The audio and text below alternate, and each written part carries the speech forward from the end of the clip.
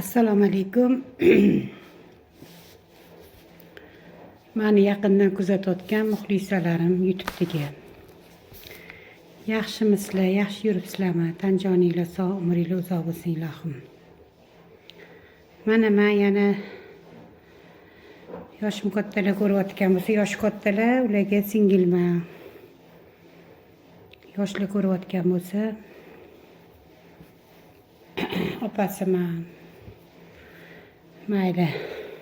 Kimni bilsanglar ham yaxshi so'zlarimni yaxshi qabul qilibsizlar, rahmat. Kommentariyalar yozibsizlar. Men bugun qaynona kelin munosabatini gapirmoqchiman yana. Qaynonalar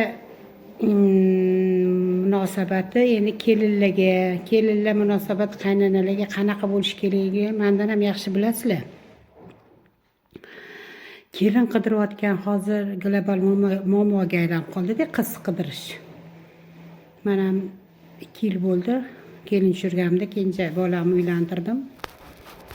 Muhammadimni.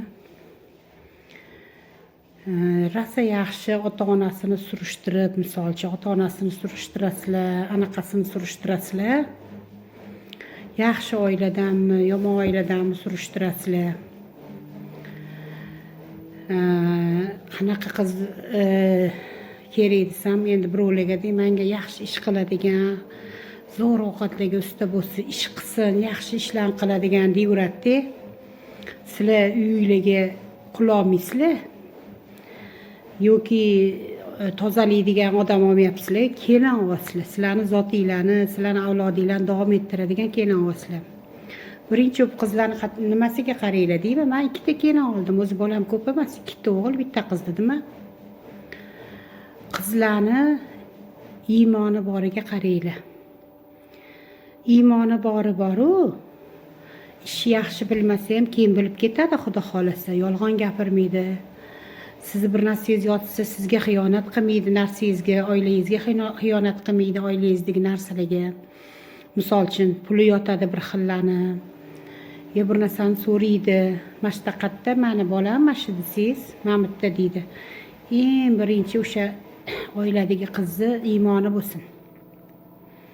Iymoni bo'lsa, Allohdan qo'rqadigan namozxon qiz olsanglar, u ishni hamma qilishi biladi. Mana masalan, yaxshi bilmasa ovqatda o'rgatasiz, bilib ketadi. Lekin qalbiga o'sha paytda, kichkina paytida iymon solib, Alloh taolo iymon beradi-yu. Iymoni bo'lib, onasi Allohdan qo'rqadigan qilib tarbiya qiladigan qiz olinglar, bilib qo'yinglar. Allohdan qo'rqsa, bandasidan ham qo'rqadi. Allohdan qo'rqsa, bandasidan ham qo'rqadi. Hurmat qiladi. Erini ham, qaynonasini ham. Chunki uni qalbida iymon bor. Iymoni bor qiz olinglar. Bir xil aytadi, zo'r ovqat pishirishga usta, somsalik usta, shirinlik pishirishga usta ekan, pazanda ekan deydi-da, benamoz bo'ladi. Benamoz bo'ladi. Namozi yo'q bo'ladi. Menimcha u namozni o'rgatishingiz uyda, mana qildi deb o'rgatishingizdan ko'ra o'sha uyda namozlarga tushgan, ilmli qiz olsangiz, sizga yaxshi-ku qandoq. Nega desangiz, siz shunaqa qiz nega oling deyapman deymi? Meni o'g'limga qiz qidirsam 30-chi qizni tanladi. O'g'lim ham chiroyli, mayli, rosa chiroyli, iymonli, rosa yaxshi bola. Yolg'on gapirmaydigan, yaxshi bola Muhammadim.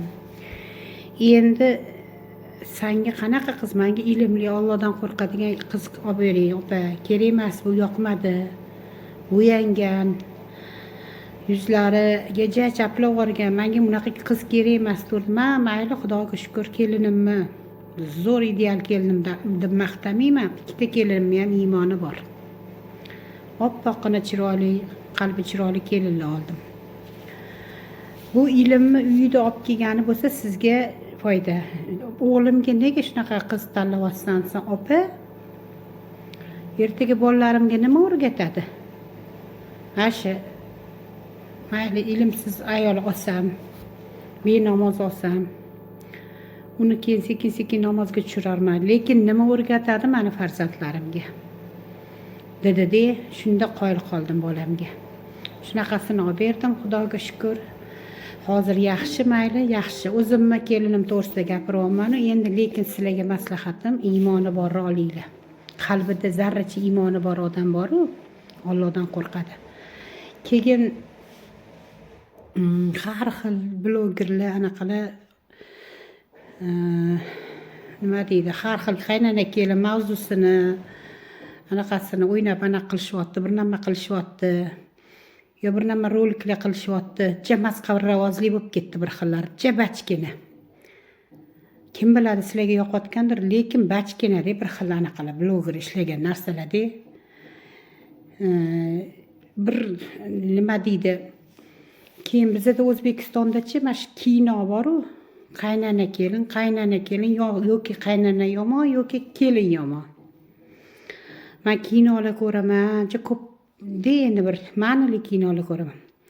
Qirg'iziston bitta Beyish degan kino ko'rsatdi, qo'ydi. Beyish degan, jannat degan. Bir do'dirro bolasi, endi bunaqa sag'al aqli zaif bolasi aravada olib bordi. Shu boqib qo'ygan xotin ekan, kinoni oxirida keyin shunaqa degan. Shuni onasini, "Ona, men sizni jannatga olib boraman, Allohning uyiga olib boraman" deb olib bordi. Shunaqa ta'sirchan kino, shunaqa yig'ladim. Meni o'sha uylanmasdan oldin shu o'g'lim kinoga olib tushdi-da, mana Toshkent City'da kino bor ekan, ichida o'sha yerga olib tushganda shu birinchi ratiga o'tiryapman-da. Hali nechta davlatlardan bor, mana biz ketayotganda nechta davlat ustidan uchib o'tganmiz, Saudiyaga ketayotganmiz. Ana o'shani o'sha yerlarda ishlabdi, Turkiyada ishlabdi, Eron davlatida ishlabdi, o'sha qatdan ketsak o'sha davlatlarda ishlabdi-da shu kinoni. Shu haqiqiy o'sha haj qilishdi, menimcha haj bo'ldi o'shalarniki. Yo umraga borganmikin o'sha paytda, aylandi atrofini, haqiqiy olibdi o'sha xotinni olibdi-da. Shunaqa ta'sirchan kino, shunaqa yaxshi kino. Men endi o'tirib olibsan, biza blogerlar aytishi mumkin, men biz anaqamiz, mavzularimizni yomonlayapsan, boshqa anaqa qilsam, biz jiddiylik anaqa qilib qo'ysin-da, bundoq deb bachkina. Men YouTube'dan ko'rsamchi, bachkina narsa. O'shanga qaynana kelin mavzularini faqat mana yomon, kelin yomon yoki qaynana yomon deb anaqa qilmasdan, qaynana ham yaxshi. Shu oilada kelin ham yaxshi, bir-biriga munosabatlari yaxshisini ko'rib, qaynana ham shu kino oiladan xavosi kelsin. O'rtoq blogerlar, yo anaqa kino ishlaydiganlar.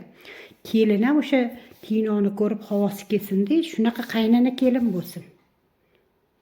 Shu kinoni olib qo'yganinglardan o'shalar yaxshi o'ziga xillosa chiqarsin. O'sha anaqadan.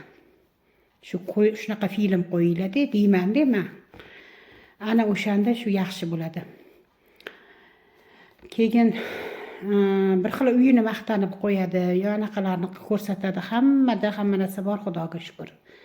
Kibrli odam jannatga kirmaydi. Zarracha kibri bor odam jannatga kirmaydi.